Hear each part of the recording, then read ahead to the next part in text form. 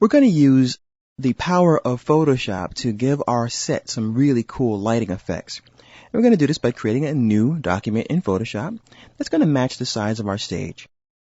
Now, even though the light is not going to be as big as the stage, I like to match everything so that it's going to fit properly. The resolution can be 72 dpi.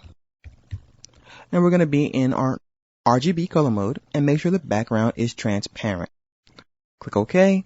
And what we're going to do, let me just resize this. We're going to use our polygon lasso tool, and we're going to use a color chip here that's going to be light blue like this. So if you don't have a light blue, just click on the color chip once and choose a light blue from the colors here. Click OK. And with the polygon lasso, click, move the mouse, click, move the mouse, click, move the mouse, and just draw out a tie-shaped object like this. Now let's go to our edit menu, choose fill, and we're going to select use foreground color, normal, and 100% opacity. Now let's go ahead and deselect that by choosing select, deselect, and now we're going to add a filter to this to blur it. So we're going to go to filter, blur, Gaussian blur, and we're going to bump this up to maybe, let's say 21 pixels, about 30 pixels like that. Click OK, and now we have this nice soft blur. And this is why we chose to use a transparent background. Let's save this as a PNG. Let's go to save. And I'm going to just save this to my desktop. And I'm going to choose the PNG format here. I'm going to call this lighting. And when it asks you about the options, just choose none for interlaced. I'm going to return to Flash. And I'm going to bring that in. So I'm going to go and create, once again, a new layer. I like to have a lot of layers here.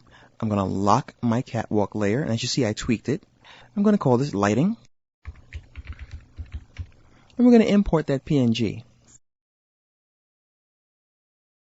And I know it's on my desktop. And here it is. And here's my lighting. Now, it looks cool as it is, but we're going to turn this into a symbol so we can get the real cool alpha that we need to have this really have its effect on our stage.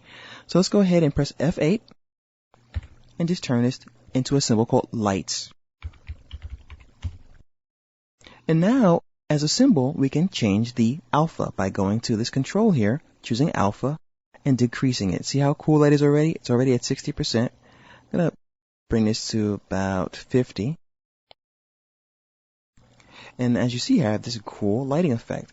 And I can bring that behind my desk very easily by clicking on lighting and dragging it behind the desk like that. And you can copy this and paste it, paste in place, and move it over. See, now you have a couple of lights back there. PNG is a great format.